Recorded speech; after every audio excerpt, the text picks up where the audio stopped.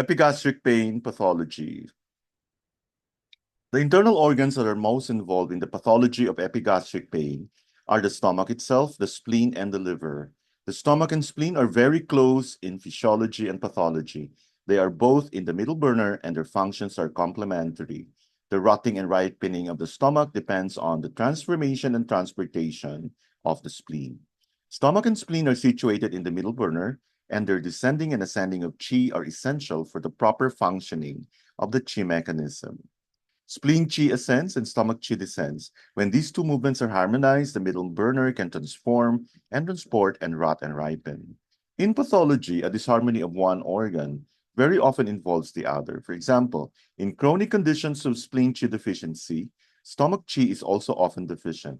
Likewise, in full conditions too, both organs are involved. For example, if there is dampness in the spleen, this is very likely to involve the stomach as well. Indeed, in spleen pathologies, epigastric pain is often the diagnostic symptom, indicating that the stomach is also involved. Liver qi affects digestion in physiology and pathology. In physiology, liver qi extends horizontally in the middle burner to help the spleen's transformation and transportation and the stomach's rotting and ripening. Liver qi does so by ensuring the ascending of spleen qi and the descending of stomach qi. In pathology, liver qi may rebel horizontally and actually impair the ascending of spleen qi and descending of stomach qi. When it impairs the descending of stomach qi, there will be belching, hiccup, nausea, or vomiting.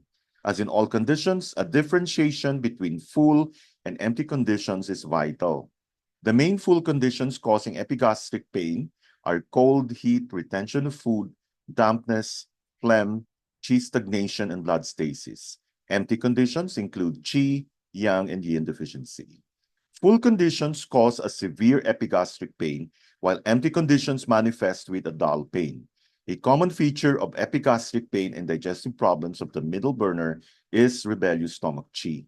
That is, stomach qi that rebels upwards instead of descending. Most full conditions can cause rebellious stomach qi, and the main manifestations are belching, hiccup, sour regurgitation, nausea, and vomiting.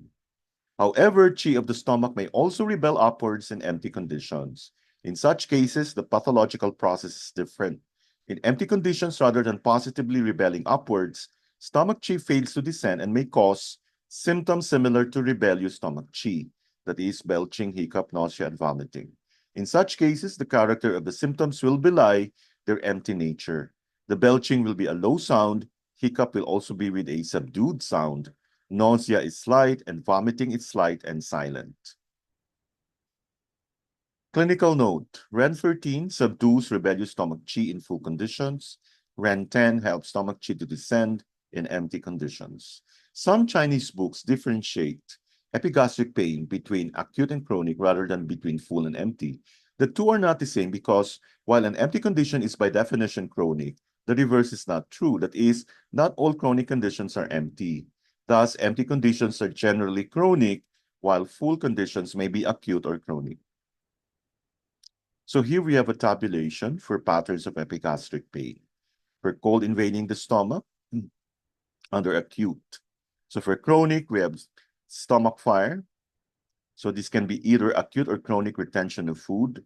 Stomach phlegm fire, liver qi invading the stomach. For stasis of blood in the stomach, there's heat, stomach heat, and then phlegm fluids in the stomach, stomach damp heat, stomach and spleen deficient and cold, stomach yin deficiency. Summary. The internal organs that are most involved in the pathology of epigastric pain are the stomach itself, the spleen, and the liver. Stomach and spleen are situated in the middle burner, and their descending and ascending of qi is essential for the proper functioning of the qi mechanism. In pathology, a disharmony of one organ very often involves the other. Liver qi affects digestion in physiology and pathology. In pathology, liver qi may rebel horizontally and actually impair the ascending of spleen qi and descending of stomach qi. When it impairs the descending of stomach qi, there will be belching, hiccup, nausea, or vomiting. The main full conditions causing epigastric pain are cold, heat, retention of food, dampness, phlegm, qi stagnation, and blood stasis. Empty conditions include qi, yang, and yin deficiency. Thank you for your attention.